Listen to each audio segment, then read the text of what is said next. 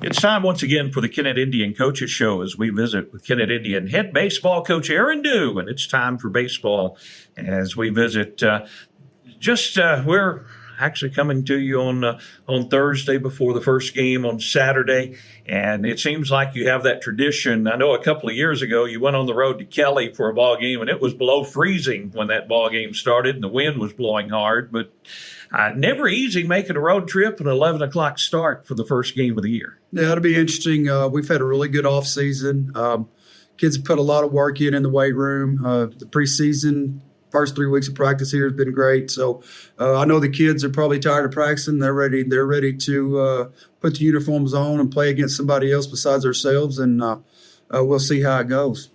Well, that Kelly game may be a little more emphasis this year because rumor is that they're now a SEMO conference opponent. So you're going to have a SEMO conference opponent on the first game of the year, but that's not too bad because you're going to play several SEMO conference opponents before the end of March is over. But you're back home. First home game though is Monday.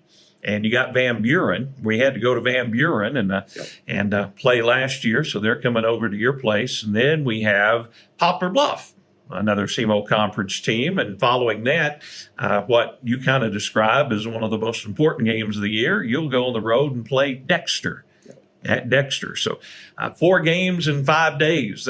That's going to put a test to your pitching and the depth of your ball club. I'm sure Coach Sue Allen's wondering who made this schedule out because he's trying to figure out how we're going to get all these pitchers to get through this. But early in the year, I know we have some early SEMO conference games. Of course, you always want to win your conference.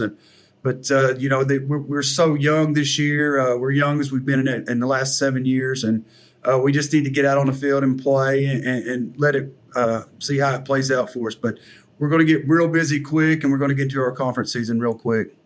Well, that's one way that these young players can grow up. They play some good competition early in the year.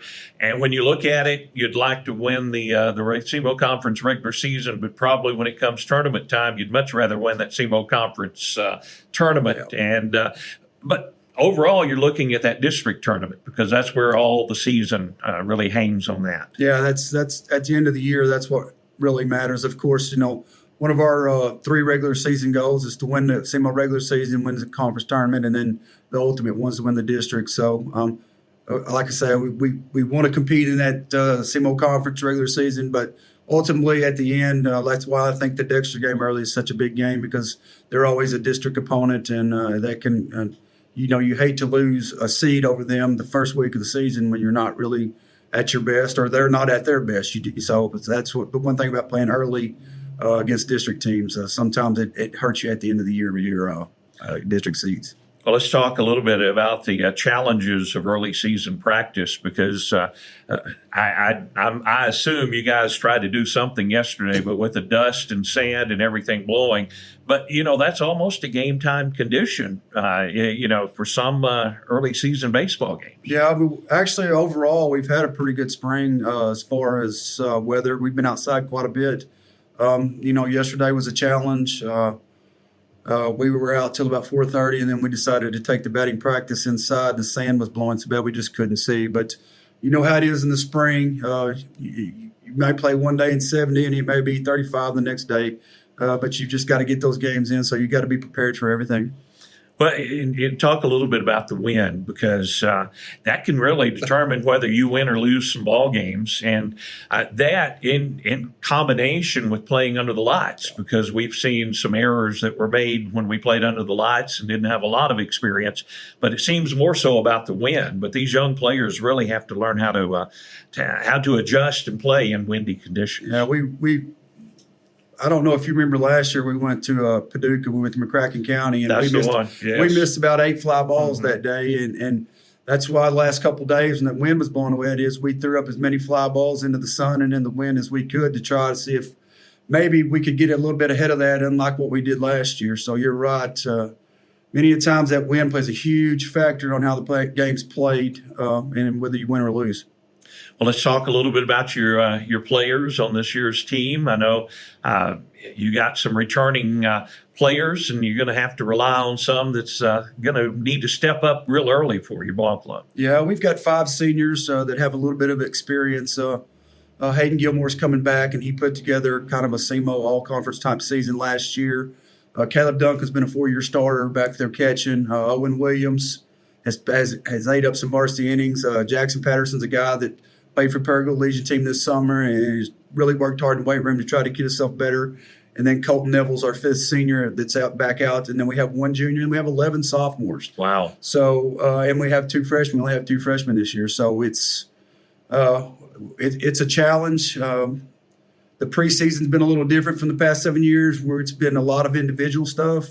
And when you spend a lot of time on individual stuff, that means you're not spending time in team stuff. So there's probably going to be some rough spells there, and it's probably going to be my fault.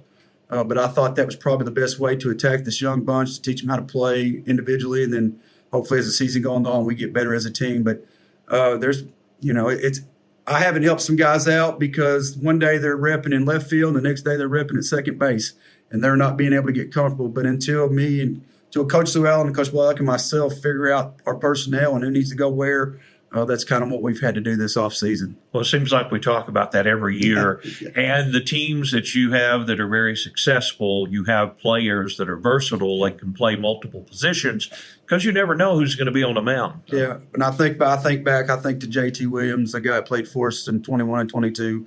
I could put him in there anywhere, and he would give us a varsity player there. He might not be his best position, but he was a varsity player there. So that's kind of what we're looking at. And then, again, like I say, I'm probably going to put some guys in the wrong spot here in the beginning, but that's part of it. Last year we didn't figure out that Peyton Branham was our left fielder until almost May. So hopefully I'm smarter than that and I can figure it out before then. Well, Coach, good luck. First pitch, 11 o'clock. The season's underway. We'll be on the road at Kelly. We'll have the broadcast of KBOA FM 105.5. And internet permitting, we'll also have a live video stream. We appreciate your time. I know you got to, you're also the ground crew, so you're going to have to get out and get ready for practice this afternoon. But good luck, and we'll see you this weekend. Okay, thank you, Mr. Perry. That's Coach Aaron New, and this has been the Kennett Indian Coaches Show.